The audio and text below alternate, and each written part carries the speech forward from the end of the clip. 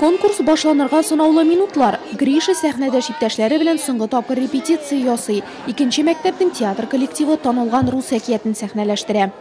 Будем делать спектакль «Маша и медведь». Без Маша һәм Аю спектаклен куябыз. Мин Петрушка һәм Аю рольләрен башкарам. Сәхнәдә беренче тапкыр чыгыш ясыйм. Шуңа да дулкынланам. Залда үз чыгышларын кетеп утыручыларга карап, конкурста айруча Машалар, Аю, Бүре, Әби бабайлар образлары күп булачак дип нәтиҗә ясарга мөмкин.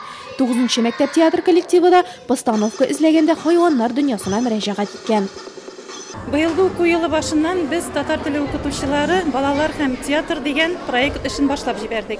Бу театрга без башлангыч, урта һәм өлкән сыйныф укучыларыннан bir төркем тупладык. Барлыгы безнең бу төркемдә 52 бала эшли. Без алар белән төрле әкиятләр, сәхнә әсәрләрен сәхнәләштерәбез. Бәйрәмнәргә әзерләнәбез һәм үзебезнең чыгышларыбызны ата-аналарга да, балаларга да күрсәтәбез. Күптән түгел генә Нәүрүз бәйрәме әзерләп Камыр Батыр балалар бакчасына кирип чыктык. Ә инде бүгенге бәйрәмгә без балалар белән Абдулла Алишның Шукмар белән Тукмар әкиятен әзерләдек. Кийекле мәктәбе исә конкурска яшь ел инспекторларын алып килгән. Төрле бәйгеләрдә катнашып устарган юнитчылар артистлардан бер дә ким түгел. Чыгышлар төрле булса да, конкурсның куелган темасы бар. Бәяләгәндә жюри шуңа игътибар итәчәк. 2018 год объявлен годом экологии. 2018 ел экология елы дип игълан ителде. Шуңа да театр коллективларының күбесе әлеге теманы сайлады.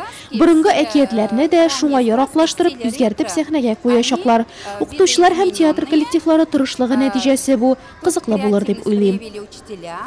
Гизлә укучылары жюрины Теремкәй әкияте буенча куелган Курчак театры белән шатландырды. Иске Чаллы мәктәбе укучылары да бүгенге көндәге бик актуаль теманы сайлаган. Юлбарыс футбол буенча дөнья чемпионатына әзерләнә.